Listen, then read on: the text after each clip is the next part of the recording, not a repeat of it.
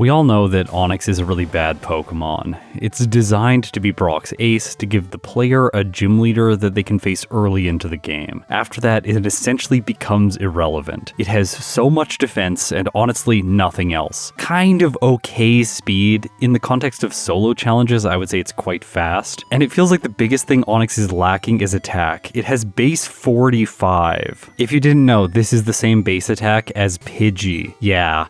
Onix is not very good at dishing out damage. It's supposed to be an incredibly defensive Pokemon, but when you give it the rock ground type, it just falls apart when hit by a single drop of water or a tiny blade of grass. Earlier in the year, I played Onix in Pokemon Crystal, and it did honestly dismally. It had a first playthrough time of 2 hours, 46 minutes, and 53 seconds, with 36 resets, and it finished the game at level 92. I can't believe it, but I'm gonna do this again to myself with another rock ground type, Larvitar, the first stage of a pseudo-legendary which has the slow growth rate. Now I'm hoping that strikes fear into all of you and you're praying for my sanity, but I have a hypothesis here. Larvitar is going to do better than Onix. Look at its base stats. 50 HP, 64 attack. That is basically the best thing I've ever seen. 50 defense, 41 speed, 45 special attack, and 50 special defense. The speed is a bit unfortunate. This thing's pretty slow, but 64 attack is more than workable. Today, I nickname it Onix 2, and then we're going to skip ahead to the rival. In this case, he's going to be taking the Chikorita team, which is by far going to be the strongest against Larvitar. Remember, in Azalea Town, he has a Bayleaf that knows Razor Leaf. It is far better than the Croconaw, which only has Water Gun. Okay, so one thing about Larvitar that you're going to notice is it's a rock ground type just like Onix. This is a little bit weird because its fully evolved form, Tyranitar, gains the dark type and loses the ground type. Honestly, a 4x weakness to fighting types is way better in Pokemon Crystal because there are so many prominent water types. There are 2 fighting type specialists, but Chuck isn't very good, and Bruno has a major improvement over his Generation 1 incarnation. Actually, I don't know what I'm saying. He's not even in Generation 1. He's just a new trainer, and he's quite good because he has Cross Chop. But overall, the Machamp is kind of slow, and you can usually just play around it using Headbutt to get a flinch at some point. Plus, the fact that this thing is eventually going to be a Dark type really does hurt my move pool in the early game. Remember, Dark type moves in Generation 2 all deal special damage, so starting with Bite and Leer means I'm leveraging my lower attacking stat for primary damage in the early game. And Leer doesn't do anything. Lowering defense doesn't matter when you're using a special move. I find it kind of sad that Larvitar then gets Sandstorm, a move that sets up Weather, and then Screech at level 15 to further lower defense, with all 0 physical moves I have access to so far. At least at level 22 it gets Rock Slide, the best attacking rock type move in the game, and from there its level up set is a little bit underwhelming all the way until level 50 where it learns Earthquake. Believe me, Crunch is probably not going to be useful today even though Red has an Espeon. I kind of proved that with Tyranitar. Through TM and HM, it doesn't get access to much coverage, basically the normal moves, Sandstorm, and then all 3 of the ground type moves. Finally, I have access to Mudslap, Dig, and Earthquake. It seems like all Pokemon lack at least one of these moves, even if they're a ground type. Rip Donphan and Piloswine, those 2 don't deserve Dig clearly. And of course, this is a moment for sad Gligar. It doesn't get any ground type moves, unless you have the event Gligar from Stadium that has Earthquake. Okay, before we move on from the move pool, I really want to draw your attention to the fact that Larvitar does not learn Rollout. Please let that sink in. Larvitar does not learn Rollout. If I had $1 for every time someone mentioned that I should teach my Pokemon a move that they don't learn, I would have like $100. Honestly, it's been a lot. I put the move pool on screen, please look at it. Anyways, no Rollout, so don't suggest that I should be teaching it Rollout at some point in the playthrough to help out. That's just not possible. Okay, so the primary function of this run is going to be a comparison between Larvitar and Onix, and then the secondary function of this is to compare the 2 first stage pseudo-legendaries. Yesterday I played Dratini, so there are going to be spoilers for that video in this video. You have been warned. From here, let's start talking about Larvitar. As I arrive in Violet City, I've only battled 2 optional trainers, and I'm not going to go to Sprout Tower because fighting grass types doesn't seem like a good idea. I have a resistance to flying type moves, so battling the trainers in Faulkner's gym makes sense. Both Abe and Rod are not issues, unlike with Dratini. But Faulkner has the potential to be much more annoying because Larvitar is weak to ground type moves. Therefore, his birds are going to be prioritizing my favorite move, Mud Slap.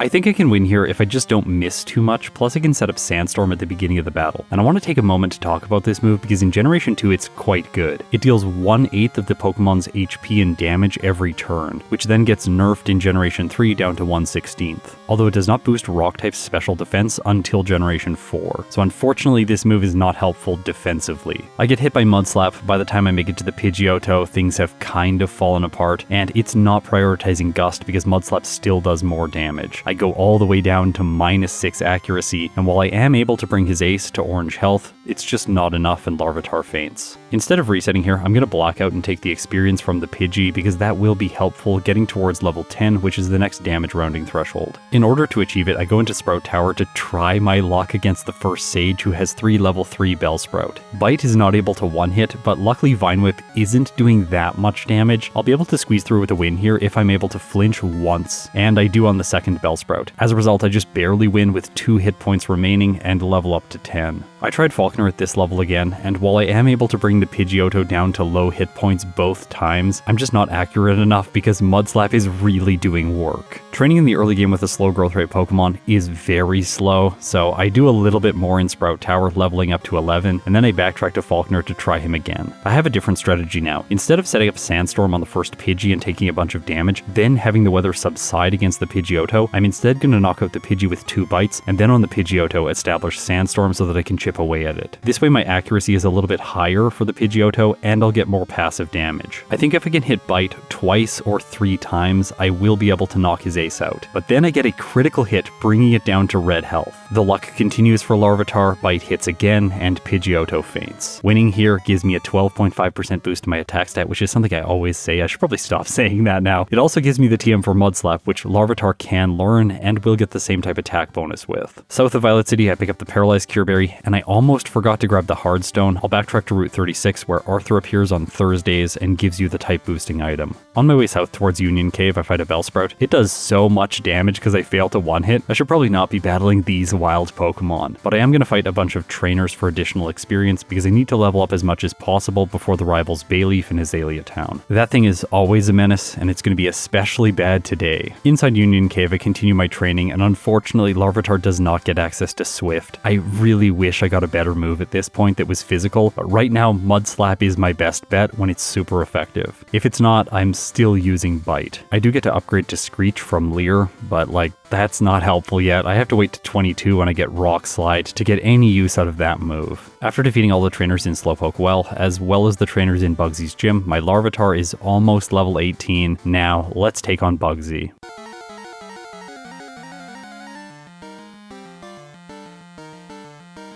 If you watched my Tyranitar stream, this fight did not go well. The fact that it's a dark type and taking neutral damage from Bugsy's Fury Cutter really holds the pseudo-legendary back, but Larvitar doesn't have that problem. It resists Fury Cutter. So in this case, even though my moveset isn't very good, and Fury Cutter does stack up a lot of damage, Larvitar just barely pulls through with red health. But now things are going to get really brutal. The rival is next. I am speed tied with 27 speed against the Ghastly. I win the coin flip, use Bite, and knock it out in 1 turn. Okay, that's good. Next is Bayleaf. I am slower than it by 1 speed because it has 28. This means I will never be able to flinch it. It hits with Razor Leaf first and gets a critical hit, knocking Larvitar out in 1 turn. I wanted to see if maybe I could survive a non-crit, so I tried again. In this case, Razor Leaf does not crit, and once again Larvitar faints. Here are the damage ranges that the Bayleaf has with Razor Leaf. It does between 96 and 113% damage. That means it has a 78.6% chance of one-hitting. Now when playing these challenges, I don't pause and calculate damage ranges for various levels. I don't go to level 19 and 20 and see what Bayleaf would be doing to me, so I had to make a choice about which level I wanted to train to. And in this case, I decided to go all the way to 22 to get access to Rock Slide. I want to make sure that if I level up and survive a Razor Leaf, at least I'll be able to two-shot the Bayleaf, and having the upside of a flinch chance will improve my odds of winning. For experience, I fight Hiker Anthony, and then I have to grind wild Pokemon. It takes a total of 57 battles, primarily on the basement floor of Union Cave, where experience yields are the best. Okay, so at 22, I outspeed both the Ghastly and the Bayleaf. Of course, I'm one-hitting his lead, so how much damage will I do to the Bayleaf? I go for Rock Slide, luckily hit, and I also luckily crit. This knocks out the Bayleaf in a single turn, and I completely crush the rival's team. Of course, you'll be curious curious about damage ranges here, so let me show them to you. Rock Slide does between 56 and 68% damage without a crit, and it is guaranteed the one hit when it does crit. Razor Leaf, on the other hand, only does between 62 and 75% damage, so in this case I would win provided 2 Rock Slides hit in a row. Those are very good odds. I was gonna win here quickly. Okay, time for the forest, and to get access to a more accurate move, Headbutt. Because Sandstorm doesn't boost my defense, I'm gonna give it up now in favor of having the normal type move and better type coverage. North of Goldenrod City, I'm gonna remind you, no rollout. I cannot use this TM with Larvitar, but I can go into National Park and pick up the TM for Dig, which Larvitar can use. It's a great replacement for Mudslap, and it's very useful against Whitney, who is next.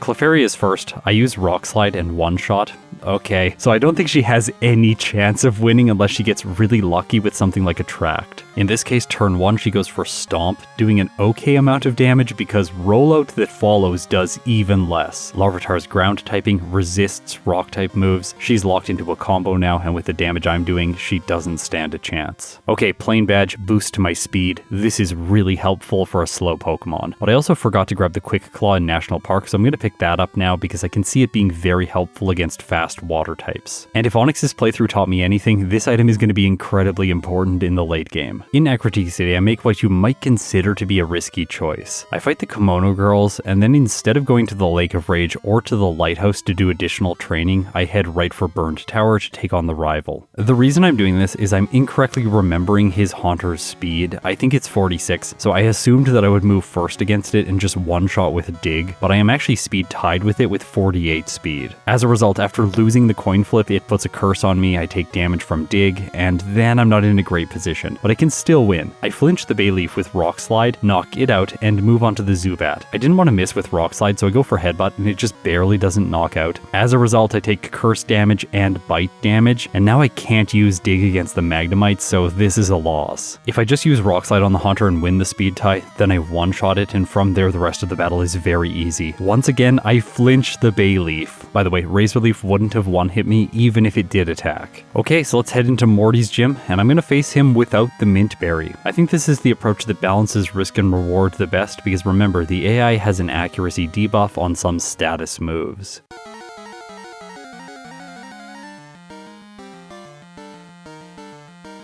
I know that I'm going to move first against the Ghastly and the Haunter and be able to one-shot them with Rock Slide, or probably Dig. I go for Rock Slide on the Ghastly and then Dig on the Haunter. Both are one-shots so I don't get hit by Curse. What I'm relying on here is that the Gengar is going to miss Hypnosis. This move, when used by the AI, only has 45% accuracy. Unfortunately, it hits, and then Larvitar stays asleep, gets its dream eaten 3 times in a row, and as a result I have a loss. Okay, but if the Gengar misses Hypnosis, which happens in the next battle, then I can use Dig, and I actually one-shot. I didn't expect that. Good job, Larvitar. Beyond that, the rest of his Pokemon are easy to clean up. For some reason, in this fight, he sent in his Gengar before both of his Haunters. I'm not really sure why, but it's an interesting choice. Okay, fight a bunch of trainers in the Lighthouse, including Dennis. Then I go out onto the sea, and I'm going to battle so many optional trainers here to level up. With Onix, I struggled so much against Chuck's Poliwrath. In my final playthrough, I fought him at level 45 to ensure that I wouldn't die to the Water-type move. This is another important moment, though, to reflect on Onix's stats. It has base 45 special defense, whereas Larvitar has base 50 special defense, which will help out against water types, although it's not quite what I would have hoped for. Base 60 or 65 really would have made an exceptional difference. You're also going to be realizing that Larvitar has another problem here, which is speed. Whereas Onix was always going to go first against Chuck's Pokemon and could cheese through it with something like Headbutt, Larvitar can't really do the same thing, well, at least theoretically. Chuck's Pokemon are actually quite slow. Primeape has 60 speed, and the Poliwrath has 51. It is one Pokemon that actually gets slower when it evolves. Poliwhirl has base 90 speed, and Poliwrath has base 70 speed. After fighting all the trainers on the ocean, I have 60 speed, and I'm level 35. I also fight Yusin, this guy up here, who I very rarely battle. This levels me up to 36, and now I have 63 speed. So I'm going to move first against all of Chuck's Pokemon, even though my base speed is lower. Okay, I've said the word speed way too many times. Let's go into Chuck's gym and fight the tag team trainers. These people are potentially problematic because the Hitmonlee has jump kick, which can do a lot of damage. With double kick, it takes me all the way under half health, but I still have enough to survive the Hitmonchan that follows. The third trainer in the gym is Knob. He's also quite scary because of his Machoke. It goes for Karate Chop, gets a critical hit, but Larvitar survives on 15 hit points and pulls through with a victory. Okay, time for Chuck. Let's see if I can do this.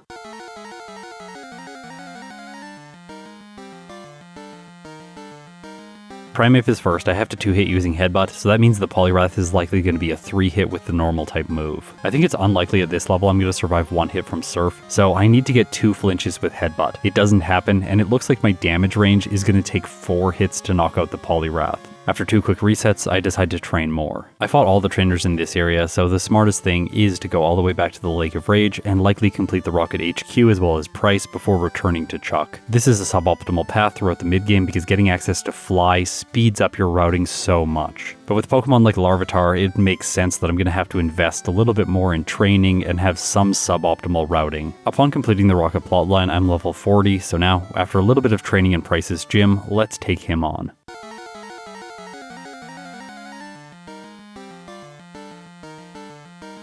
Seal is first, Rock Slide misses, which is annoying, and then Icy Wind misses, perfect. Okay, so I get to use Rock Slide again. It hits this time, knocking out Price's lead, despite the fact that it isn't an Ice type. Then Piloswine's next. Rock Slide is technically neutral here, but it gets a flinch, and then I 2-shot anyway. Last is Dugong. In this case, I can deal super effective damage, and I 1-shot. This win is very important because it gives a boost to my special stats. Well, at least it's supposed to. If you look in the bottom left, you will see that it only boosts my special attack, and this is exactly what's happening in the game. In Generation 2, there is a glitch that causes your special defense to not be boosted when your special attack is between certain ranges. I would have to get my special stat all the way over 205 in order to gain my special defense bonus. So while it's nice that I technically have a special attack boost, it's not going to be helpful defensively against Chuck. I'm just going to have to rely on the fact that I've leveled up more in order to defeat him. I think taking on Jasmine first might make more sense because I'll get a defense boost from her badge. And with Dig, I have super effective damage against all of her Pokemon. I'm just going to pause the video here before I face Jasmine. I want to mention one thing about the special defense boost that I noticed after releasing my Scizor vs Scyther video. A bunch of you commented on the fact that the Bulbapedia graphic was saying the opposite thing that I was saying in the video, and yes, the Bulbapedia graphic that we grabbed for the video has incorrect information on it. I'll take responsibility for this mistake. I wanted a graphic that looked nice, and Bulbapedia's does, whereas the resource that I originally referenced for this glitch looks a lot worse, but it has accurate information. Apologies for the small mistake. Hopefully Bulbapedia will be updated soon to reflect the accurate information. The reason I know the Bulbapedia graphic is wrong is because I noticed this glitch when I started looking at the stats in the bottom left. I had patched in the exact RAM values from the game, and every time I would go into battle, my special defense stat would go down, because in the overworld, I was calculating in the badge boost. So why would it be taken away when I was in battle when my special attack stat was under 206? And the reason is there is a glitch playing out. Anyways, I thought I would clarify that small thing. Now let's get back to the video and face Jasmine.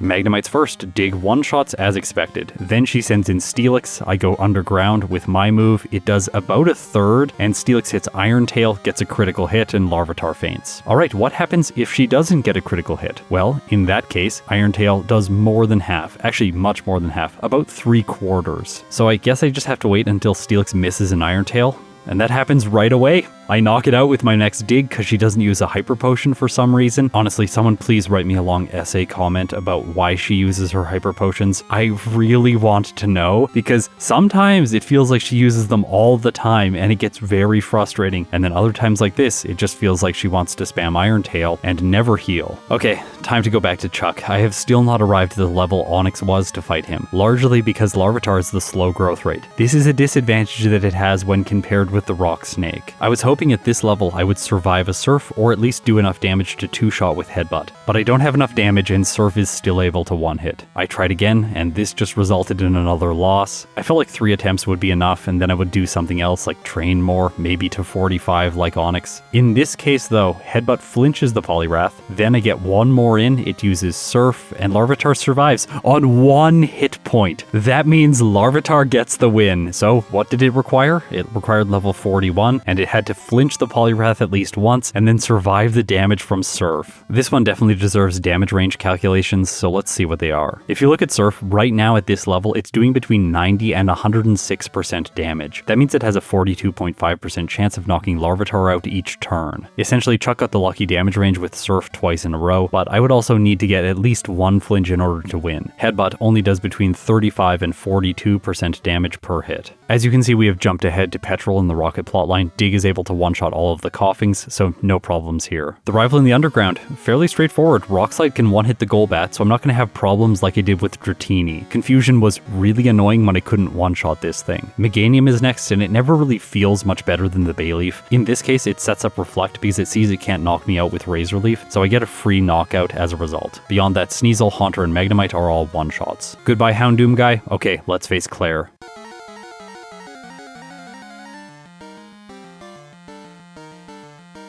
This is one of the fights that is going to be problematic. Kingdra is a water type and it knows Surf. Plus, it is much better than Chuck's Poliwrath. I'm now level 50 and I have access to Earthquake, so I can one-hit all of the Dragonairs with ease. But I think for the Kingdra, I need to flinch it, so I'm using Rock Slide for the chance. It doesn't happen, and then her ace one-shots me with Surf. As a slow growth rate Pokemon, I don't want to level up more, it's going to take way too much time. I'll just wait for the flinch. Kingdra surfs again and again, giving me 3 quick resets. But on the 4th attempt, I flinch it, then I hit with a second Earthquake and her ace goes down. The last Dragonair is cleaned up with 1 Earthquake, and I earn myself the final badge. For everyone who's curious at what level I would survive Surf, you can see here at level 50 it does between 125 and 148% damage per hit. It's always going to knock Larvitar out. If I apply rare candies, then you'll see at level 57 I have a small chance of surviving Surf, and I would have to level all the way to 63 to guarantee that I survive. An additional 13 levels of training with a slow growth rate Pokemon is not time efficient. Plus, for my follow-up playthrough, I have a much better strategy that I'm going to use against her. Okay, it's rival time again. Like I said, this battle is much easier when using a Larvitar. Dratini really struggled with the rival. It was by far the worst trainer in those playthroughs, especially my follow-up. I was surprised how well the rival just did overall. With Larvitar, even when the Meganium hits a Razor Leaf, by far the move that will deal the most damage in this entire battle, I can still survive and then confidently knock out the remaining Pokemon he has. So that leads us to the Elite Four. First up is Will.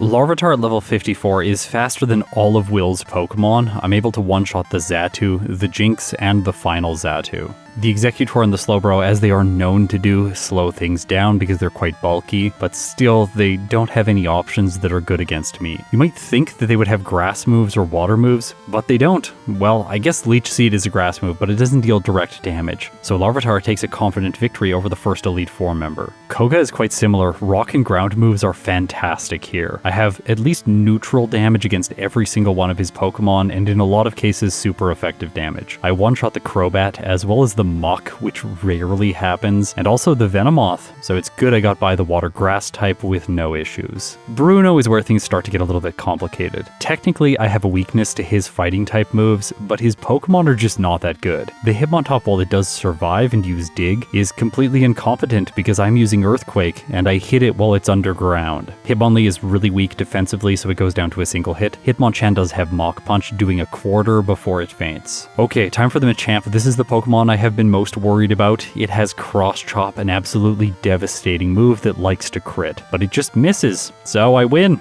Yeah, Onix is last, but we've talked about this comparison. Onix is really bad. It does have high defense, and it survives my Earthquake, but it can't do enough damage. Okay, Karen, the trainer that usually requires some degree of luck, because there's no way I'm going to one-hit the Umbreon. It lowers my accuracy with Sand Attack, and then the Vileplume misses Stun Spore. This is critical, because without Paralysis, the rest of her team is much easier to manage. The Gengar curses me, the Murkrow is slower, but Rock Slide misses. That allows Curse Damage and Feint Attack to take me just above half health. Houndoom is last. If I miss this, I could lose. Crunch takes me down to 40 hit points, Earthquake hits, and that's that. So Larvitar went 4 for 4 against the Elite Four members. Honestly, pretty good. Before Lance, I teach a rest in the place of Crunch. Again, I told you that move was basically going to be useless. Now, let's take on the champion.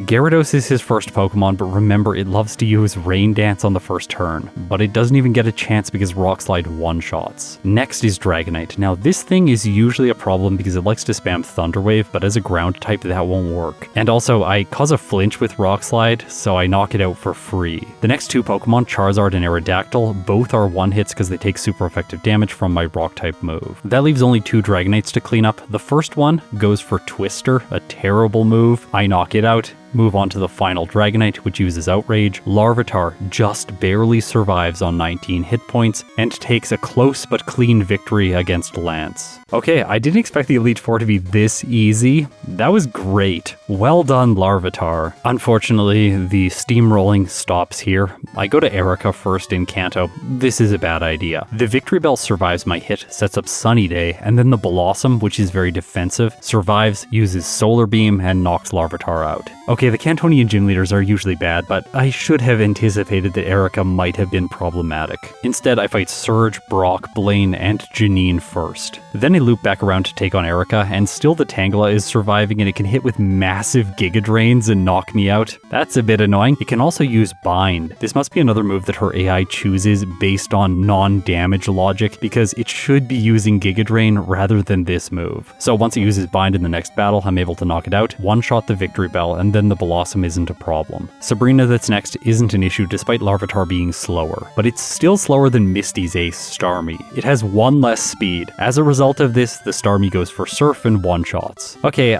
let's use rare candies. I have 7, I'm level 63, so I can go all the way to 70 before facing Misty again. With enough speed, I can one-shot the Starmie, and now she isn't a problem. Okay, Blue, check this out. One-shot the Pidgeot with Rock Slide. Pretty simple start to the fight. Next, he sends an Executor, but this thing loves to use Solar Beam, which is not useful. Taking 2 turns to use a Grass-type move gives me time to knock it out with Return, and then Alakazam comes in. It sets up Reflect, surviving Earthquake, but it chooses Recover and faints on the next turn. The Reflect does allow Rhydon to survive 2 hits from Earthquake, so it prolongs the battle just a little bit and gives it time to use 1 Earthquake of its own. That brings me down to orange health, and then I make a fumble. Instead of choosing Rock Slide against the Gyarados, I choose Return and it hits me with Hydro Pump, so I lose. I make it back to the Gyarados in almost the exact same position. This time I choose Rock Slide and I one-shot the Flying type. All that's left is Arcanine. I am slightly faster by 3 speed. I can use Earthquake and knock it out in a single hit. Kanto was a lot more bumpy than I expected it to be, but with Blue defeated, now there's only one trainer left, and Red is gonna be brutal.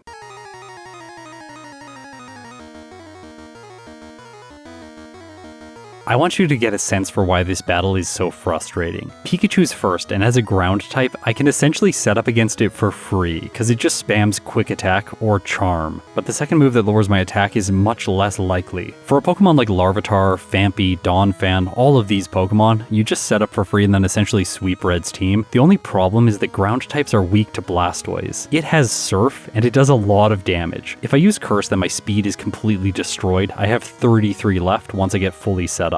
This means I have to rely on the Quick Claw in order to move first against Blastoise to ensure that I get the knockout. But the frustrations don't end here, because Red is not going to choose to send in the Blastoise next. He's going to send in Espeon next because it has Mud Slap, which is technically super effective against my Rock type. This is fundamentally problematic because then once it hits the field, it decides to use Reflect to boost its defenses. While this doesn't allow the Psychic type to survive, the Venusaur that follows does. And while it choosing Solar Beam isn't a problem because I have Protect to foil it, the real issue here is that it can also choose Giga Drain and do massive damage to Larvitar, enough to one-shot. So here's what needs to happen. I either need to get a Quick Claw activation against the Espeon and knock it out before it sets up Reflect so that I can one-hit the Venusaur, then get a second Quick Claw activation against the Blastoise, or the Espeon needs to choose Psychic. Of course, the Venusaur can just spam Solar Beam, which does give me the knockout on it for free, and then Blastoise comes in. If I don't get the Quick Claw activation, it's gonna one-shot with Surf, even if Larvitar is at full health. Because of my typing, it doesn't seem like Venusaur is ever going to go for Sunny Day, so the damage of Surf isn't going to get cut. As a result, I am just waiting for all of these factors to align, and it takes quite some time. This is going to look frustrating, but it doesn't make sense to level up anymore. I know that the path to victory is one-shotting the Blastoise with a Quick Claw activation. When I get it, I cross my fingers hoping to have enough damage. Blastoise is decently defensive, but I do. It goes down. From there, things are really simple. Snorlax falls to a single return, and so does the Charizard. Okay, Okay, a very surprising finish. 2 hours, 5 minutes, and 26 seconds, with 26 resets, 1 blackout at level 73, with a game time of 7 hours and 18 minutes. Are you ready for the hilarity to ensue? Let's put these results in the context of Onyx's first playthrough. Here is the timeline. Onyx beat Lance around the time Larvitar beat the entire game. So the first stage pseudo-legendary Pokemon with a base stat total 85 points lower than Onyx is much better at beating the game. I think part of this massive outperformance is my experience level. Playing Onyx first did give me a lot of insight into how I needed to play Larvitar. That said, with the higher attack stat, I really enjoyed playing Larvitar much more. It felt so much more solid throughout most of the game. Looking at the game times by trainer, you can see that Larvitar takes a massive game time lead starting around Claire, and then it never really gives this up. And Onyx has to level up far more for the late game trainers, Blue and Red. But it's going to be far more fair to compare the second playthroughs for these two. I do also want to make the comparison with Dratini's first playthrough, which I played roughly around the same time as Larvitar's. In terms of timeline graphs, these two are very close together. Dratini has a massive Falkner split because it starts with Rap and Leer, a terrible starting set, but beyond that it slowly gains back time throughout the mid-game especially, although not enough, and it loses time towards the end of the game, especially during the League. This results in it having a slower first playthrough. Also, in terms of game time, Larvitar does have the lower game time at the end of the first run. You can see that Dratini and it are in lockstep from about price until the very end of the game. In the end, Larvitar ends up being 3 minutes and 36 seconds faster. You can see here, the results are coded by color, so if it's the Larvitar color, then that means that result is better for Larvitar by that amount. But if it's, say, the resets, which are colored in Dratini's color, then it had 6 less resets overall. Going into the second run, I'm pretty optimistic. Larvitar performed much better than I was expecting in its initial playthrough. So let's see what heights it's able to achieve in its follow-up run. And that is honestly definitional and by design. All first stage pseudo-legendaries are supposed to be the Pokemon that you have to put a lot of time into before they ever become useful as their final stage. We're going to continue examining that hypothesis when I put both Dragonair and Pupitar to work later in the month, and I expect that both of them are also not going to do very well. You're either waiting for Dragonite or Tyranitar for either of these Pokemon to be anywhere near useful.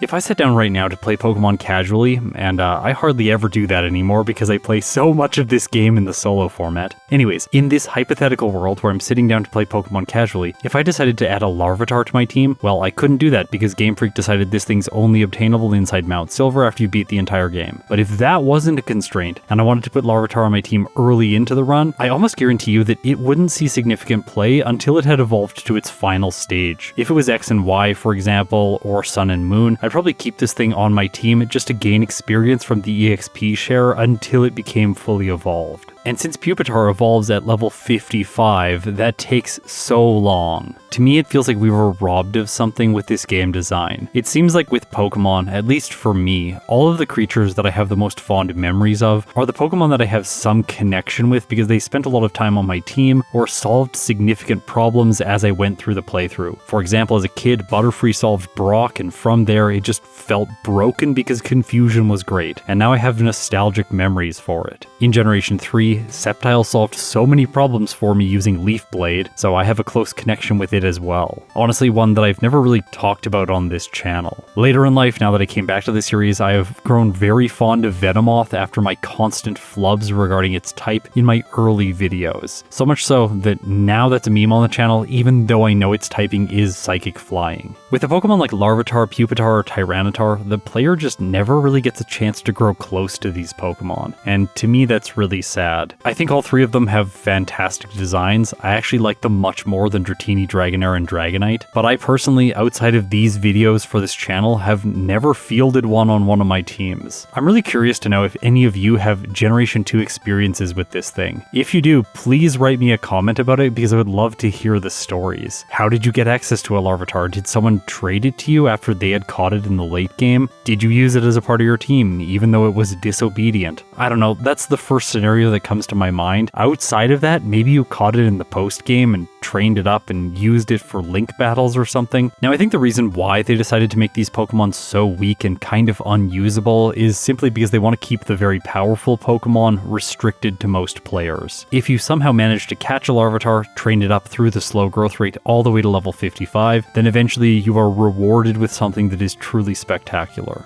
I wanted to mention this as a brief aside from the main plot of the video, just because I want to give you a sense that Larvitar is not supposed to be good, and it's not going to get good results in the follow-up run. A Pokemon like this is always going to be inconsistent, at least if real time is the most prioritized metric, which it is within my format. That said, my strategy here is to take the choices which I think will yield the best possible real time on average. This is by no means going to be a perfect playthrough, although it is possible to get one, just very unlikely. My time budget for this video is 2 playthroughs, so let's see what I was able to achieve. First of all, before Falkner I trained to level 10. This makes a win against him much more consistent, plus my goal is level 22 to defeat the rival in Azalea Town using Rock Slide, so a little bit of extra training here isn't distracting from the overall early game goal. Falkner is a fairly straightforward battle. I want to 2-shot the Pidgey at level 10 with Bite. This is why I needed this level, otherwise I'm going to 3-hit and get hit by 2 Mud Slaps before the Pidgeotto comes in. That makes things much more difficult. First turn against his ace is set up Sandstorm, so I'm doing chip damage every turn. This is 1/8 damage per turn, and if it lasts for 5 turns, that is 5/8 of the Pidgeotto's total health, which is substantial damage. Because of that, I only need to get 2 or 3 hits with Bite and knock out the Pidgeotto, which I do on my first attempt in this playthrough.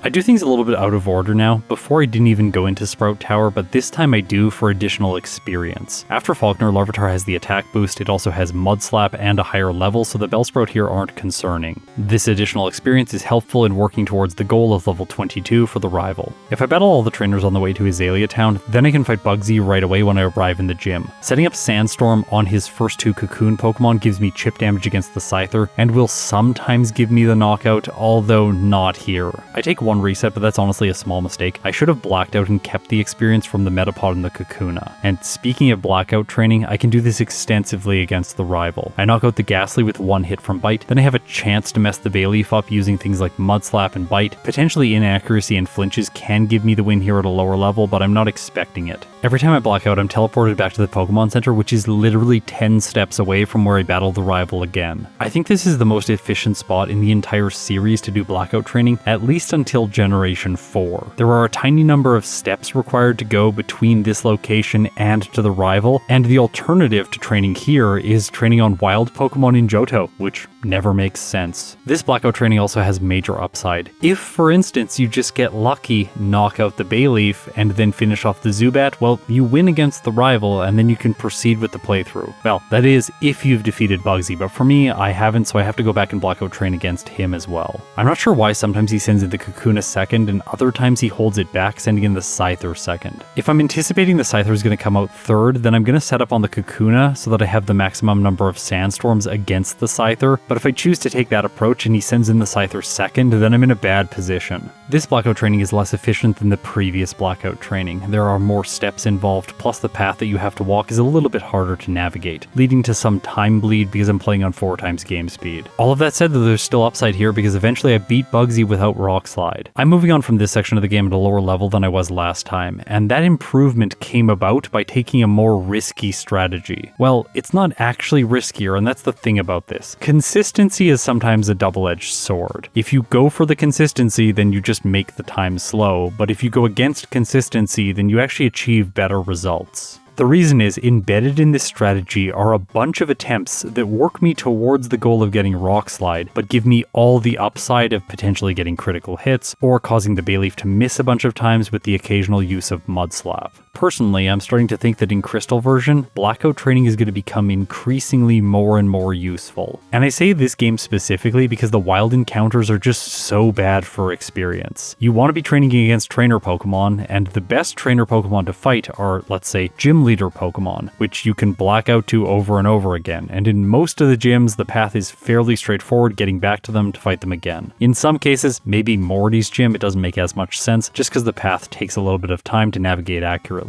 Whitney is quite literally free. I have nothing to say about this battle, just spam Rock Slide and defeat her. Okay, with the mid-game comes the choice of Hidden Power. For Larvitar, I settled on Hidden Power Ground. This is a better same-type attack bonus move that takes less turns in battle when compared with Dig. Plus, the small damage boost is really helpful throughout the mid-game for damage ranges. After defeating Morty, I take the suboptimal ordering for the mid-game. Now, this is suboptimal because it takes way more time walking around the overworld to go and do the Rocket HQ and then Price first before defeating Chuck. Chuck, but this is by far the better way for Larvitar to play because there is no way for me to get by the Poliwrath under around level 41. That's the perfect level for Larvitar to start surviving hits from Surf. Beyond that, things do get better, but it's hard to level up past that just because the slow growth rate is confined by the amount of available trainer experience. I'm even fighting extra trainers in Price's gym, like this lady who has Jinx. I almost never fight her. That said, Price himself at level 37 is not really that difficult. I can one-shot the Seal and the Dugong, and then I have to take 3 turns against the Piloswine, which is a bit annoying, unless I get a critical hit, which is what happens here. On the sea, I fight literally every single trainer, and then inside Chuck's gym, I level up to 41. Okay, before Chuck, I want to go through the difficult fights when you're a rock ground type that takes 4 times damage from water moves specifically. There are 5 battles that are brutal: Chuck, Claire, Misty, Blue, and Red. What I realized after playing Onix and now Larvitar is that most of these fights need to be approached with some degree of luck. If you want them to be consistent, then you're just going to overlevel and destroy the Pokemon's performance entirely. For Chuck, when I'm using a level 41 Larvitar, I have a 20% chance to survive its Surf. If I survive, then I'll be able to attack twice. Now, Hidden Power Ground has a 70.5% chance to two-shot the Poliwrath, but I think the more reliable strategy is going for Headbutt and hoping for a flinch. Let's go through and quickly account for all of the ways in which this could cause a win for Larvitar. Number 1, Chuck's Surf can fail to knock me out and I'll be able to attack another time. This lets me roll for a flinch. If I get 1 flinch and survive a Surf, then I win. If I get a critical hit while trying to flinch, then I will also win. And I don't even need to survive a Surf because it is possible for Larvitar to flinch 2 times in a row. Since Headbutt has a 30% chance to cause a flinch, this is 0.3, then we can multiply that by itself and find out that we have a 9% chance to cause 2 flinches in a row, which is how I end up winning in this playthrough. Hidden Power Ground helps against Jasmine, but it's not quite enough, so I need to give it a boost with the Soft Sand. Even then, the damage ranges aren't reliable here. I have a 57.9% chance to 2-hit the Steelix. Now, I really want you to look at the amount of damage this inflicts per turn, 46 to 54%. If my first hit is on the lower end of the damage range, then Jasmine might not use her Hyper Potion, which is an advantage for Larvitar. I just need to be able to roll the complementary damage roll on the next turn to knock her ace out. Claire is the second major battle where I have to go up against a water type, and the Kingdra, just like Chuck's Poliwrath, requires luck. At level 50, Larvitar has learned Earthquake and it can one-hit all the Dragonairs with this move, but the Kingdra is a 2-hit, and its Surf does 135 to 159% damage, so there is no way for me to survive. I need to get a flinch on turn 1 and then knock the Kingdra out with a follow-up Earthquake. I expect it to reset here multiple times, but I only do once against Claire and then I defeat her. The next battle I want to bring your attention to is Bruno. Here, when you're weak to fighting type moves, you want to calculate the damage that Mach Punch will do from the Hitmonchan and then how much Cross Chop will do without a critical hit from the Machamp. If the sum of these 2 damages is more than 100% health, then you're gonna lose if Machamp doesn't miss. Today, that's the scenario that Larvitar's in. I could have used my rare candies before this fight to make it easier, but that will make the end of the game much more difficult and slow. Because in my previous playthrough, I lucked through Blue at a level where I really shouldn't have won. So for this follow-up playthrough, I am going to be leveling more to make the end of the game consistent. And to achieve that, I need to save my rare candies right now. So my strategy here, once again, is to flinch the Machamp with Headbutt and then knock it out using Earthquake. Thing is, Cross Chop is inaccurate. It has a 20% chance to miss, and that's what happens here, giving me a first attempt Bruno win. Okay, I'll just briefly mention Karen is awful. She gives me 2 resets. Very frustrating, but there's not really much I can do about it. If I don't one-shot the Umbreon, then it has a chance to use Sand Attack or Confuse Ray. The strategy for Lance is basically what it was before. Here, the Gyarados, while a water type, it's not actually consequential because it loves to use Rain Dance turn 1. Now, I have Rest just so I can heal and the Heartstone for extra damage. If I had been able to level to 60 for this fight, the damage ranges are slightly more favorable, but I don't need that if I can just heal throughout the battle. Larvitar is more than capable of taking an easy first attempt victory utilizing this strategy at the lower level.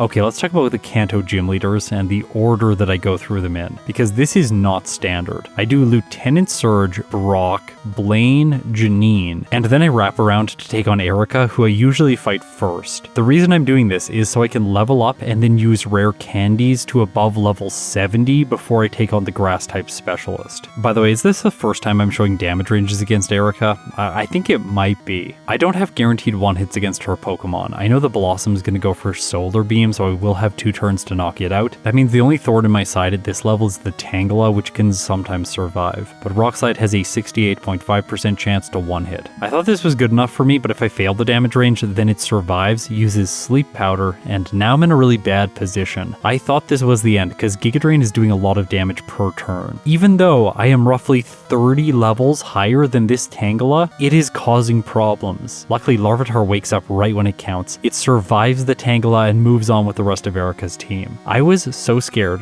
that the Blossom was somehow going to choose Petal Dance and one-shot me at the very end of this fight after surviving a single hit, but luckily for me, it never gets a chance to move because Rock Slide one-shots. I fight Sabrina next. I wanted enough speed to move first against the Alakazam, that's really all. And then I face Misty last of the primary 7 gym leaders. I'm faster than all of her Pokemon, and I have 1 hits on each of them, so that brings me to level 72 before I face Blue. Okay, the damage range here that's important is against the Rhydon. I want to be able to one-hit it using Earthquake, and at this level, I only have a 59.3% chance of that happening. If I could get to level 73, then I would have an 83.2% chance of knocking it out in one hit, but if I go back down to level 70, which I was last time, I only have a 42.5% chance to one-hit. The reason I need this damage range is so his Rhydon doesn't get 2 attacks in. If it chooses Earthquake both times, then Larvitar is going to go down. I contemplated using Curse to get around this problem, but that doesn't work because this is one of the trainers with a Water-type Pokemon. Gyarados using Hydro Pump finishes Larvitar when I'm at full health, so I need to ensure that I retain my speed so that I can move first and one-shot with Rock Slide. By the way, if his Alakazam earlier in the fight sets up Reflect, you need to stall it out so that the Gyarados does not have Reflect. If it does, it's going to survive Rock Slide and one-shot you with Hydro Pump. But if Reflect is gone, then Larvitar is going to win. Okay, let's talk about generic strategies. Return, Curse, Rest, and Protect. Although, one thing is out of the ordinary here. I'm not using the leftovers. Instead, I have to use the Quick Claw. Blastoise's Surf without rain damage is going to do 186 to 219% damage to Larvitar. If I don't move first in one-shot, then I'm doomed. You're going to wonder if it's possible to cut 1 or 2 setups with Curse, and it is not. At +5, Larvitar has a 30.6% chance to one-shot the Blastoise. That is unacceptable when I'm looking for a 23% chance Quick Claw activation. That said, with 6 turns of Curse setup, then I have a guaranteed one-hit on all of Red's Pokemon with the exception of Snorlax. But it doesn't really matter because Larvitar is a rock type. This fight's annoying, I have so many resets, genuinely quite frustrating, but what are you gonna do? I have to get lucky against the Blastoise. Eventually it works out and Larvitar clocks in with its second playthrough time of 1 hour 55 minutes and 8 seconds, with 18 resets, 10 blackouts, so that is cumulatively 28 faults. It finished the game at level 74 with a game time of 6 hours and 59 minutes. I have to say I'm pretty surprised by this. Dratini got a time of 1 hour 59 minutes and 5 seconds. It had way less resets and no blackouts. However, Larvitar, which I thought would be much worse because of its typing, ends up being better. Today it earns itself the second placement in the E tier, just behind Snubbull and ahead of Donphan. The obvious comparison here though is against Onix, which had a time of 1 hour 55 minutes and 40 seconds. Only 32 seconds separate these two rock ground types. Here's the timeline comparisons between Larvitar and Onix for their follow-up playthroughs. Here's the timeline comparisons between Larvitar and Dratini's follow-up playthroughs, just in case you want to check out either of these comparisons. Also, here is Larvitar's final playthrough summary, just in case you want to try this yourself. Although, maybe save yourself the pain and try something that's a little bit more fun. I would suggest something like Girafarig, maybe Scizor, Scyther, Furret, Pinsir. Those are all fun Pokemon to use, not rock ground types. Although as you've heard, I'm going to do it to myself one more time this year. Later in the month, I'm taking on the game with Dragonair and Pupitar to see which one is better in Pokemon Crystal. It is going to be a versus video, but it'll be a short one at that, just because we've already scouted out a lot of the strategies in these two initial videos. Unsurprisingly, Dragonair and Pupitar play very similar to their first stage counterparts. And then of course at the end of the month we are going to wrap up this whole thing and see how Tyranitar and Dragonite did when I streamed them earlier in the year. Thanks to everyone who supports me on Patreon or through YouTube memberships. Now, if you've made it this far, you're incredible. I'll see you in my next video.